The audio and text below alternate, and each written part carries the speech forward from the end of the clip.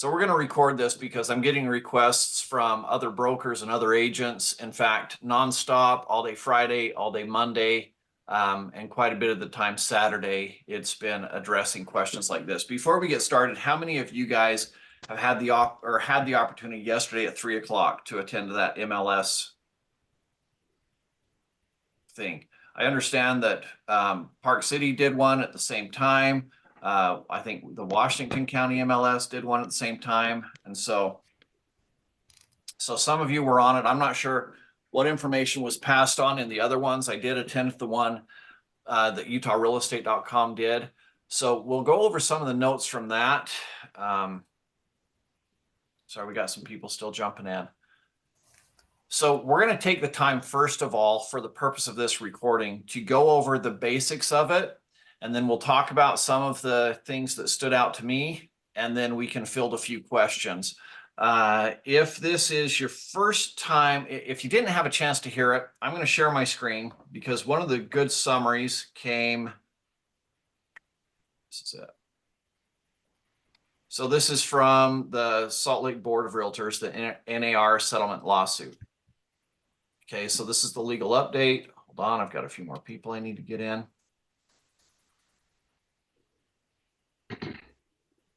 Okay, so I'm just going to read through this really quickly so that you guys know some of the basics of it. They reached this settlement agreement. I think it was Friday morning that the email came out. It says realtors are well positioned in Utah to continue representing buyers and sellers because of how we've been conducting business for the last several decades. What this doesn't say, now in ours it said 39 states didn't have buyer agency agreements. I thought it was 38. Maybe they're counting, I don't know, DC is a different district or something like that. But regardless, the vast majority of the country did not use buyer agency agreements. So when it says Utah is well positioned, it's because we've been doing business the right way for a long time. All right. The other thing that it mentioned yesterday is that over 20 states have had copycat lawsuits, including one here in Utah. So I honestly, and the copycat lawsuit was really a copycat. It was copied and pasted, a lot of it from this NAR one in Missouri. A lot of the stuff isn't pertinent to how we've done business here in Utah. But when you're getting settlements for the tune of over 400, I think it was 415 million from NAR. Remax, I think, settled for 55. I think Keller was 65. Don't quote me on any of these, please. Anywhere Services was like 85. And then there's still one other company out there fighting it. I think if we fought it, we'd win. The way that we do business here in Utah, we've been really sharp and clear. And in our contracts, we've been very clear about how we do business, how the fees are. So when it says that we're well positioned in Utah, it's because we are. And a lot of states aren't. And when we talk about, I can't, this comes up all the time. I can't even imagine how the NAR screwed it up so bad to lose that lawsuit in Missouri. Well, I don't understand Missouri's paperwork. I don't understand their contracts. I don't know any of that information. It does blow my mind that they lost it, but it might be blowing my mind that Missouri allowed their forms to be that bad to begin with. I don't know. I don't know which was right. But we can have a little bit of confidence in the way that we've been doing things here. All right, the proposed settlement is pending the court's approval. This is really important, folks. We're getting so worried. I had one agent say, that's it, I'm done. I'm getting out of the business. We don't even know if anything is, this is a proposed settlement. It still has to be approved by the court. If it is approved by the court, then those changes will take place later in July. So for now, it's business as usual. That's really important for you to understand. Don't freak out yet. We're wasting tons of emotional bandwidth and mental bandwidth, stressing over changes that we don't know are going to happen. There's a lot of guesswork going on here. And I would say put away the guesswork. Today, I'm going to dedicate most of this training to things that we can definitely do. But let's continue on with the background. No changes on the listing broker's offer of compensation on the MLS will occur until mid-July, assuming that that settlement is approved by the court. So continue on as you always have until then. After July, if this settlement is approved, no buyer agent commission may be offered on the MLS. Okay, we don't have specific dates yet. However, listing brokers and sellers may continue to offer compensation for buyer broker services not on the MLS by email, calls, text, flyers, newsletters. Offers of compensation to the buyer broker are not going away. They are not illegal. It's very important for you to understand they're not illegal. So now we're offering it in all these stupid back channels. Yeah, that's dumb. Okay, that is an absolutely insane outcome to this. I think there will be, as quite often happens, sorry, there's some chat here. Okay. As quite often happens with these things, you'll see one court case and it will have unintended domino effects. And then later court cases happen to clarify some of those unintended consequences. So even this settlement here may not be the end of it. We may see a trickle-down effect where they say, okay, this is really stupid that we can say in a text, we're going to offer you this much, or we're not going to. I mean, the uniformity of it is one of the things that has protected buyers because we don't play favorites. Every buyer has the same opportunity. That has been something that has been, it's a huge boon to this industry as a whole, that now this is being done away with. Maybe we're offering it to you. Maybe we're not offering it to you. Oh, is that because of my race, gender, whatever? I mean, this could open a can of worms. And I think we might see that can of worms further down the line. So for now, you read that and you think, well, that's stupid. Yeah, it is. It is. There's some unintended consequences of this. But again, we're going to talk about what we need to focus on here in a little bit. Number 5, brokers can publish the buyer agent commissions for their own listings on their own websites. Now, what was mentioned yesterday is that UtahRealEstate.com cannot cooperate with them. So we can't have our websites that are syndicated with the MLS be doing this, because the MLS, if it's syndicating to somebody that is offering commissions, they can't allow that. That was part of their settlement, is even with their syndicated sites. So this would have to be something internal that they could do this on their own, not a syndication, which most of us don't have internal sites that aren't syndicated where our listings are published. So we'll see how that's going to play out. I'm not going to worry about that a whole lot yet, because I mean, the challenges and the problems that are presented with both 4 and 5 are so obvious that I think we'll see some things come into play that we currently don't have on our radar yet. So don't worry about those yet. Number 6, sellers may agree to pay buyer broker fees and seller concessions in the purchase contract. Of course, buyers and sellers can always negotiate anything they want. If you are not familiar with the real estate brokerage payment addendum, get familiar with that. Okay, we may be using that in every instance. There has been talk about rewriting the real estate purchase contract for Utah. The challenge with that is a state-approved form, so it's not just up to the boards to create. If it were up to the boards, we would probably do that for sure. But we have to get the state's buy-in on it, and that may take a little bit more time than July.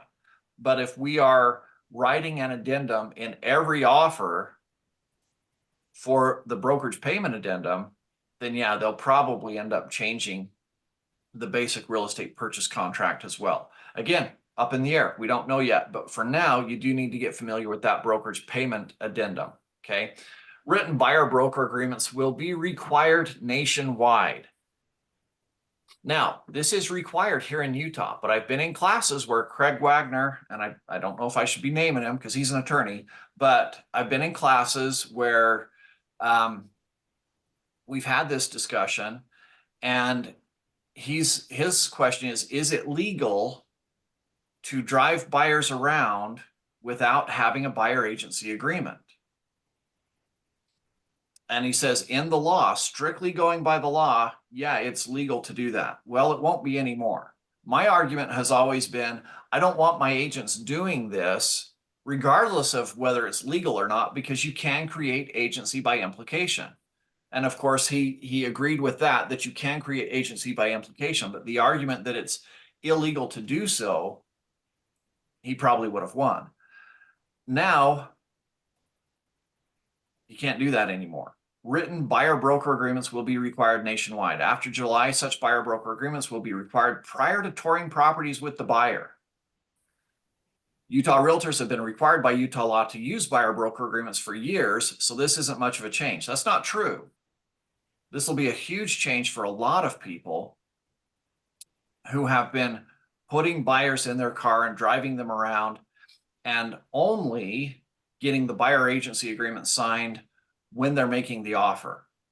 And I've argued for years that that is not sufficient. Because the reason I got into this is because that happened to me. I didn't realize I had signed a buyer agency agreement. This is over 20 years ago. I didn't realize I'd signed a buyer agency agreement. And everybody's like, how could you not know you signed it? That's so dumb. It was the #1 complaint against buyer's agents that they didn't know that they had signed the agreement. And it happens because when you're writing an offer, there's all this legal paperwork. It's really stressful. There's pages and pages, and somebody pushes in there a buyer agency agreement amidst the offer and amidst all these other things. Yeah, it's easy to just be overwhelmed and miss it. That won't happen anymore. That's a good change. All right. This is getting people to step up and be better. So realtors will need to improve their skills when representing buyers and better articulate their value, just like they have done with sellers. Number 8, never represent to your clients that your broker services are free, unless you receive no compensation for those services. And one other thing that stood out to me that isn't mentioned in this is, well, there's 2 other things that I'm going to add that wasn't mentioned in this. Number 1, the agent, since they're signing a buyer agency agreement up front, they can't receive compensation in excess of the amount that they agreed to.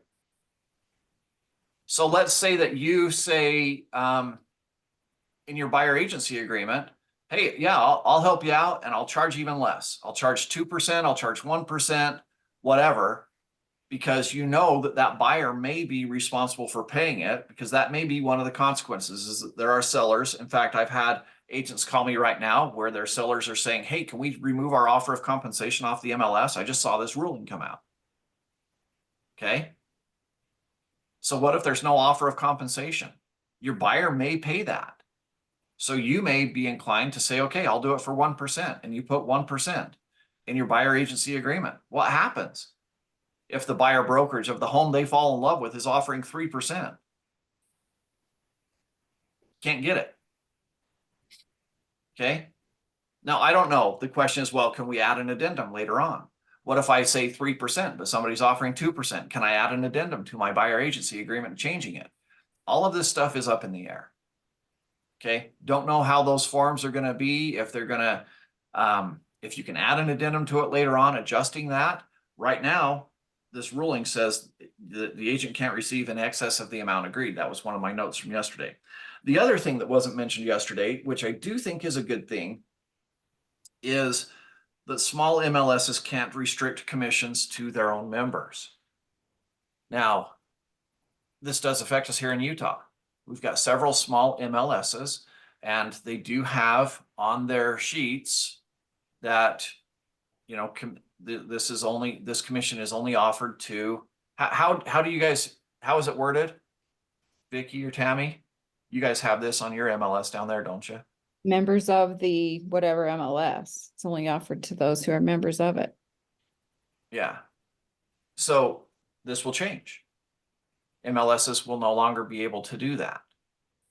So if an offer of compensation is, well, there won't be offers of compensation on there, but offers of, you know, seller paid concessions, whatever, you know, they're not going to be restricted there for members only. All right. So those are the main bullet points of it. I wanted to make sure that we got those out. Before I go on and we field questions or anything, I want to hit the major points that I want you guys to focus on for now. Okay. So I'm going to stop sharing. Actually, I'm not going to stop sharing the screen because I'm going to, yep, I am. Sorry. I've already pulled up the form. I'm going to share this screen. This is our first one. Okay. Step number 1. This is the first thing that I want you guys all to remember, is that Agents have value. Now, how much value do you have depends on how much value you have created, how much value you have built. I made the argument in our earlier meeting that if your only value is the 120 hours of basic education you got from the real estate school, that minimum 120 hours that's required by law, the hours that teaches you metes and bounds, I used to teach that class in real estate school, where you know how to read the legal description. And I've told people forever, forget that stuff. If you ever found yourself out walking in a field with a measuring tape saying this should be your property boundary, get out of this business, because you've just created massive liability for yourself and for me. This came up in our last meeting. All right. So a lot of that 120 hours you need to promptly forget, because there are experts that do that. And we learn we're the source of the source. Here's a surveyor, call them. We're not the surveyor. We're not the guy measuring the house. Here's an appraiser, call them, right? Here's the city council person or whatever, call them. So step number one, you have to have value. That value has to grow. Do you know how many agents do you think are not going to attend a training on this? There's agents that close one deal a year, one deal every 2 years. Do you think they're going to take the time to get trained? What about, how many of you think that one deal a year that they do, they're going to do, and they're going to get to the end of it, and they're not going to get any compensation because they didn't attend this training? I bet that we have hundreds of agents across the state that learned that lesson the hard way. And this may be the only deal that they close that year. But we're going to have agents that are very busy agents. I'm glad to see some of our busiest agents on here today. I love that. Thank you for attending. But there's a lot of agents they're killing it. They're high producers, but they might miss this. And they might learn through the school of hard knocks. I call it life's tuition. Is when you learn a $15,000 lesson. You thought college was expensive. Try missing out on a $30,000 commission because you didn't understand that you now had to negotiate for it, because there wasn't offered in any MLS. There's going to be a lot of agents that are not taking their learning seriously. They're not attending regular trainings, and they're missing out on important details, and simple details will be whether or not you get a commission. So step number one, you need to create value, right? I am absolutely 100% there is a place for real estate agents, buyer's agents, and seller's agents in this world. It is a scary process for people to lay hundreds of thousands of dollars on the line with legal paperwork that they don't understand. And if you've ever watched one of my deep dive training videos, even if you've been in the business for 30 years, as I've had agents attend that have been in for 30 years, they've learned stuff that they never knew before. So we're always learning. And I myself, I'm included in that. I'm always learning new things. Never take your learning for granted. Step one, keep learning. Keep creating value for yourself. We solve so many problems. Buyer's agents are going to be so screwed buyers are going to be so screwed if they don't have buyer's agents involved helping them. That first inspection that comes through, for just writing the contract, they're committing loan fraud. When you have unrepresented buyers, they're committing loan fraud. They're making deals outside of the contract. They don't know any better. They're still guilty. They could incriminate your seller because your seller's now participating in loan fraud, right? There are so many problems. Let's say that the contract is written perfectly, which it never is, from an unrepresented buyer. And then they get their inspection done. And they send over their entire inspection report saying, fix it all. That deal's dead. You need a buyer agent to help navigate through those things. What if the value doesn't come in? Is there a buyer's agent helping? Is there a buyer's agent working with the appraiser? Those deals get killed all the time. Buyer's agents are absolutely vital if you provide value. If you're banking on your 120 hours of state approved, that's not enough. So step number one, continue training, continue developing yourself. Step number two is Be better at communicating that. And that leads us to this. Okay. One of our brokers pointed out to me, I had already changed it in my training that I do on Thursdays, and I had changed it in the stuff that I do personally. But this home buying packet, in fact, I'm going to do a new share and show you where I found this from. Okay. If you go to equity, and in the top left, this is our Elevate website. In the top left corner, you hit training, go down to Elite Agent Training. Okay, that's the stuff that I train on Thursdays, and we provide a small sample of things to you. The buyer's presentation in there. One of our brokers brought it to my attention this last week. Hey, we need to get this updated. I've updated it everywhere else. I hadn't updated it here yet. So we got this updated, and that's what I'm showing you now is this buyer presentation. If you don't have a buyer presentation yet, you need to have one. This is fully customizable. Okay, you can download it. I just downloaded it from that link so that you guys are seeing exactly what you're seeing here is exactly what you'll get. So you can enable editing here and you can customize all of this. As we go through this, you'll notice that some of the margins are off. And that's because, you know, once you add a few logos and things and client's name, but obviously if you're preparing this for a client, you're going to want to make sure that the margins are on. So don't knock it because margins are off here in this version. This is the version that is, you know, ready for you to fill out. Okay. But we need to be doing a buyer presentation for every buyer, and we need to be doing it right up front. So let me give you a really quick crash course on how to get to this point. You're talking with somebody, it's your friend, it's your family member, you're in a grocery store line, and they say, oh, what do you do? I do real estate. Oh, wow, we're thinking of buying a home. This is where your script comes in. You say, you know what? I actually I specialize in helping buyers get into homes. So, in fact, I have a little 20-30 minute presentation that goes through everything that a buyer needs to know when it comes to buying a home. This is information you're absolutely going to want to have. And at the end of it, I can even connect you with companies that will save you multiple thousands of dollars. Okay, everything that a buyer needs from, you know, flooring. Sometimes you move in and you need, maybe it's just cleaning the floors. Maybe you want to replace some of the flooring, you know, inspectors, to, you know, title companies, whatever. I can hook you up with the right people. So you'll get thousands of dollars in value just for taking the time to meet with me. Is there a time in the next 2 or 3 days we can sit down and I can show you this program? Guys, if they're at all serious about buying a home, they'll sit down and meet with you because they have a million questions. They don't know how it works. So we're going to sit down and we're going to do a buyer presentation with them. Now, I'm not going to do the buyer presentation here with you. I'm going to take you down to what we changed as a result of this. If you want to know how to do the buyer presentation, I have a full role play of that in that Elite Agent Training program. Okay. So we're going to jump down here to page 6. As a buyer, your cost is, now we used to put 0 in here.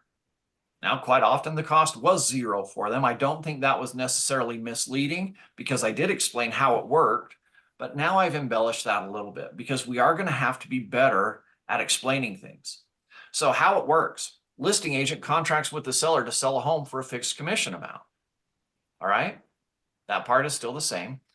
The listing agent offers a portion of their commission to buyer's agents. We can still do that. All right, now we may need to change this further as the new forms come out. But for now, we need to practice giving buyer presentations, and all of this still applies for now. It may change over time. We'll wait and see. But if you're not doing a buyer presentation for every one of your buyers, you need to be doing it.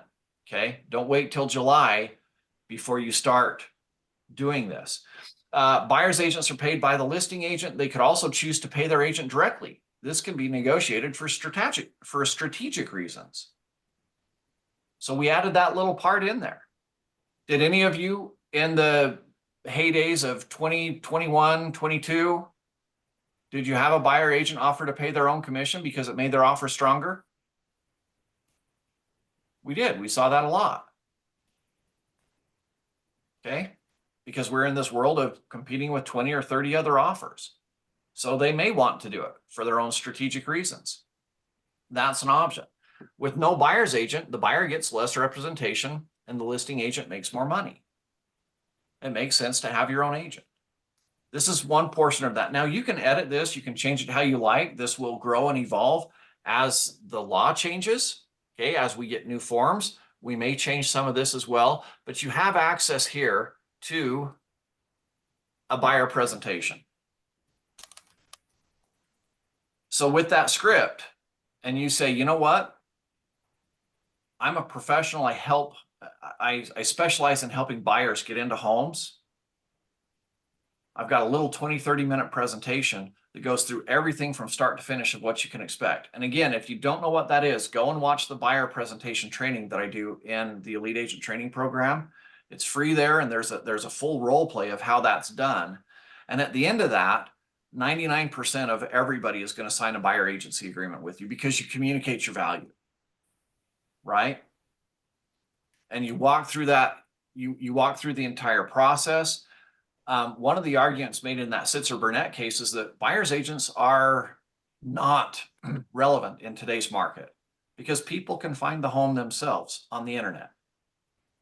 That is such a shallow understanding, a complete misunderstanding, actually, of what a buyer's agent role is. Our role hasn't been to find the home for them for years.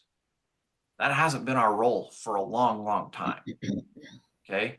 In fact, you couldn't stop them from getting on the internet and looking themselves. It's fun for them. It's like Christmas morning. It's like the kids unwrapping, tearing through the presents under the Christmas tree on Christmas morning. It is fun for clients to get online and look for homes. They're going to do it no matter what. You may find the home, you may not. That isn't even the tip of the iceberg. That may be a snowflake on top of the tip of the iceberg, is finding that home. All the real work, the real value that you do comes after that. Okay? That's what we need to be better at communicating.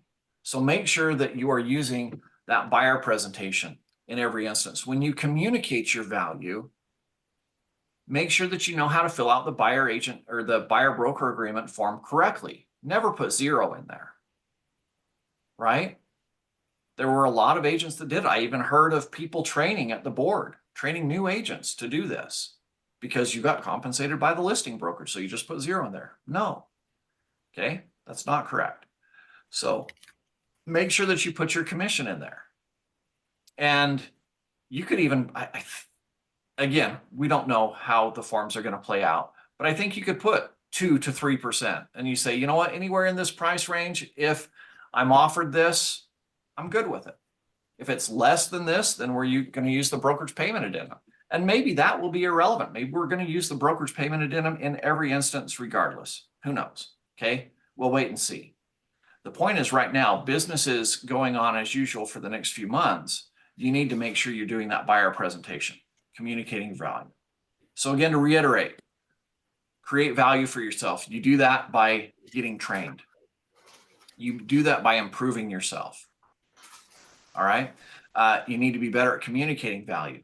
When it comes to the listing agent, in fact, I'm going to share screen with this. We're going to go to the MLS. And I'm going to pull up the listing agreement.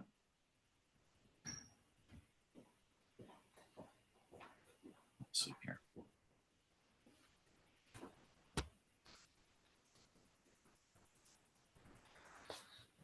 Okay. When we get to section 2, and we're explaining this, I think as listing agents, when we're saying, hey, you're going to pay us this, let's say it's a 5% commission. Okay. And we're going to split it. We're going to take 2.5, 2.5.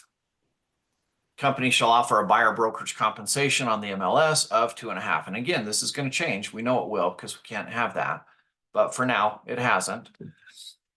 What I want you to be in the practice of, though, is even on the listing side, explain this section better. Here's the 5%. Here's why we offer 2.5% to a buyer's agent. Having a buyer's agent involved helps you sell your home, right? If I'm the only person that they're talking to, if they're an unrepresented buyer, it's going to be a lot more work for me. In fact, it's going to be more than double the work. and I'm going to have extra liability. So that whole 5% comes to me. You're not saving money, Mr. Seller. You're not saving money by not having a buyer's agent involved. That whole commission would come to me. And here's why having a buyer's agent involved is a good thing for you. Here's why we are offering this. We need to be better at communicating that. We're offering this 2.5%, not just because we get the word out more, but because that buyer's agent is going to be helping that buyer navigate through this process. They're going to be helping the buyer fill out the forms correctly. They're going to be helping the buyer navigate their way through that inspection. Could I do all of these things? Yes, I could. But put yourself in the buyer's shoes. Would you trust everything that the agent representing the seller is telling you? Or would you feel like maybe you're not getting quite a fair shake, right? Maybe that person's really just looking out for the seller. And if it's an unrepresented buyer, then absolutely, you're just looking out for the seller. You have a fiduciary duty to do so, okay? We're not going to be committing fraud. We're not going to be lying. We're not going to be doing any of that stuff. But we're certainly going to be making sure, if we're just representing the seller, we're going to be making sure that that seller gets the best deal out of this. Okay. So we do need to explain, though, that the buyer's agent creates value. And you need to be explaining this on the listing side and helping that seller understand this is why we're offering this. And this is going to be important. Just again, we've already had it happen. We've had sellers contacting their agents saying, hey, can you remove that commission offering from the MLS? I saw this ruling in the news. And by the way, I've seen lots of different news sources. None of them seem to report it very well. The ones that I see reporting is, hey, there's breaking news that realtors can no longer force the sellers to pay that 6%. And I'm like, they've never had that, at least not here in Utah. Okay, there's never once in the over 20 years I've been doing this that a seller has been forced or obligated to pay 6%. Okay, it's been reported so horribly. But that's what your sellers are seeing. So you have the opportunity to do a better job of communicating value. And I think that falls not just on the buyer agent side, but it falls on the listing agent side. Because folks, you're going to help these people sell a home, and hopefully you're going to help them buy their next home. So communicate it to them here on the seller side as well. This is why we're offering this compensation to a buyer's agent. This is why it's in your best interest to do that. And quite frankly, if we don't have a buyer's agent involved, I'm going to be taking this whole amount because my risk, my liability, and my work more than doubles. And it does more than double. Helping get that across the finish line. Working with a buyer that's recalcitrant to work with you because they don't know if they can trust you because you're truly representing a seller. All right. I beat that like a dead horse. So, point number 3 here that I want to make. Start doing this now and be consistent with it. Okay, if you haven't been in the practice of doing buyer presentations, I know most of us aren't in the practice of really explaining that section 2 on a listing presentation, communicating the buyer's value. Start doing this stuff now. Start communicating the value now. Start creating the value now. Come to the trainings. Make sure that you're not missing important details because there are going to be significant changes happening over the next few months. And probably even after July, we'll see, like I said, domino effects based on the unforeseen challenges that people are facing. Okay, so having the need of ongoing training is going to, I think it's going to go up. So make sure that you're doing that. Make sure that you're communicating it well, and start doing so right now. Don't wait till July before you get a buyer presentation put together. Start communicating all of this stuff today. And then the last thing that I want to end with before I open it up to questions is I want to encourage you guys when we're going online, social media stuff, even emails and texts. I have a couple of agents I had this conversation with.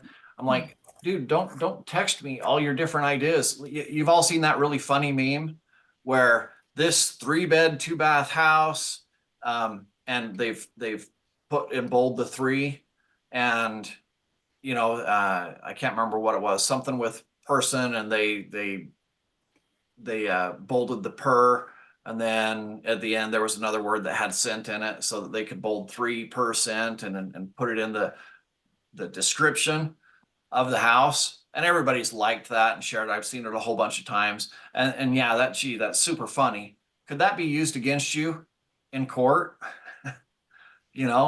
That you're trying to find ways around this.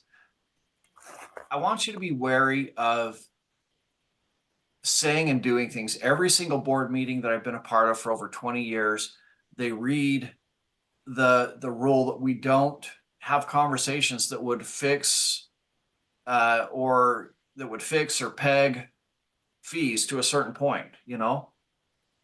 All of this is negotiable. Commissions have always been negotiable. So don't get in line to jump online on Facebook or social media and talk about how you can find ways to fix commissions at 3%. I saw a really good response from an agent the other day. Somebody was saying, well, I can't remember what they said, if it opened the door for discount brokerages or whatever. And a broker responded to their post and said, there are no discount brokerages. There's what you charge and there's what somebody else charges. And that's correct. Everything's negotiable. We don't disparage people for charging less. We don't try to bully them into getting in line and everybody charging 3%, because that's never been our practice. And that's one of the arguments that they made in Missouri, saying that that was our practice, that everybody's got to charge this certain flat fee. It's never been that way, at least not with our company. So don't get online and do what you might think is a funny post, or don't get online and rant and rave, because all of that stuff could be used against you later on. Focus your attention on 1, creating value for yourself, 2, communicating that value, and do so consistently. Every post that you do is about your value. It's not about your commission earnings. Every post that you do is about the value that you create. Back in the heyday, 2021, 22, when homes are selling in one day, drove me nuts. All these agents posting, yeah, I sold this within less than 24 hours. And then their very next post is them in front of their brand new car. And I'm like, you're not doing any favors to this industry. You made it look super easy. You didn't demonstrate any value. Okay. There was nothing amazing about your post that got that home sold within 24 hours. All you had to do was post it and it was sold within 24 hours, because that was the market. You did no favors to anybody in that. Make your posts about your value. If you want to, share stories about your value. Stories are wonderful. Stories people can relate to.